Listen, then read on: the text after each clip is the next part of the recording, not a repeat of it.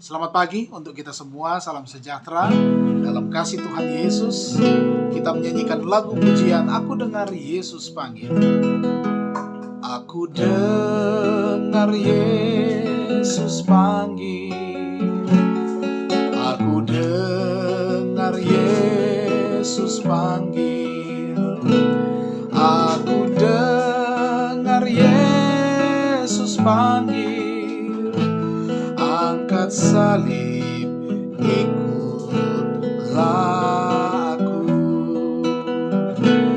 Aku hendak ikut Tuhan, aku hendak ikut Tuhan, aku hendak ikut Tuhan, ikut Yesus Juru Selamatku. Meski jalanku kelam kabut, meski jalanku kelam kabut, meski jalanku kelam kabut, aku ikut Tuhanku. Aku hendak ikut Tuhan, aku hendak ikut Tuhan, aku hendak ikut Tuhan, ikut Yesus Juru Selamatku. Kita berdoa. Kami muliakan dan tinggikan nama-Mu Tuhan, untuk pagi yang indah Tuhan karuniakan kepada kami. Kami siap untuk mempelajari firman-Mu. Kuasa Roh Kudus akan menuntun hati dan pikiran kami, sehingga kami boleh mendapatkan pengertian dari kebenaran firman-Mu yang akan kami dengarkan. Di dalam nama Tuhan Yesus, Juru Selamat, kami persembahkan doa ini. Amin. Hari ini renungan pagi kita di hari yang baru, tanggal 9 Maret, berjudul Dia akan membuat kita berjalan menurut ketetapannya. Sekali lagi, Dia akan membuat kita berjalan menurut ketetapannya. Firman Tuhan berkata, Rohku akan kuberikan diam di dalam batinmu, dan aku akan membuat kamu hidup menurut segala ketetapanku, dan tetap berpegang pada peraturan-peraturanku, dan melakukannya.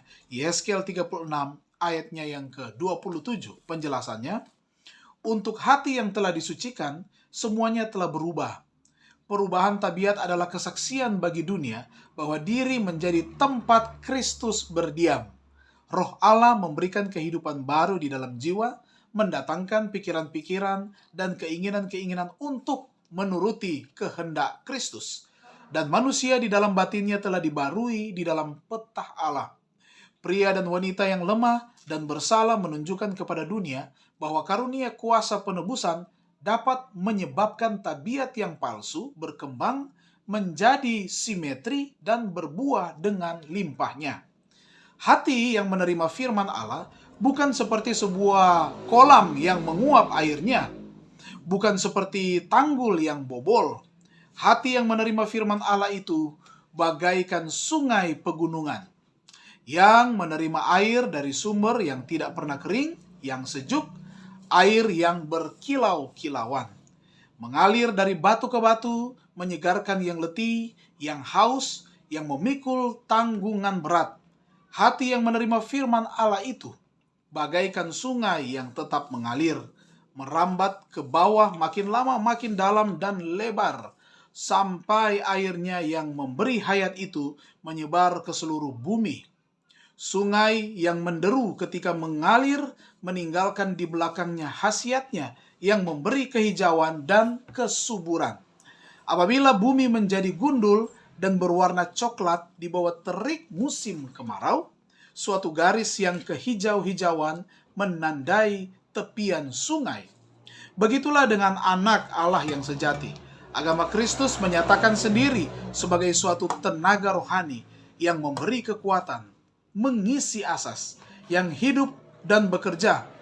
Bila mana hati dibuka untuk pengaruh kebenaran dan kasih surgawi, maka asas-asas ini akan memancar keluar seperti sungai di padang pasir yang menghasilkan buah-buah yang muncul di tempat yang mandul dan kerdil. Alfa dan Omega jilid 3 halaman 192 dan 193. Hari ini janji Tuhan, rohnya akan kuberikan, katanya, diam di dalam batin kita, sehingga kita akan berjalan menurut ketetapan-ketetapan Tuhan. Ini janji yang indah yang dapat kita tuntut dan menjadi bagian kita pada hari ini dan seterusnya. Mari kita tunduk kepala dan kita berdoa. Kami berterima kasih Tuhan, firman-Mu menguatkan iman kami. Biar kiranya Tuhan memberkati kami, menguatkan kami.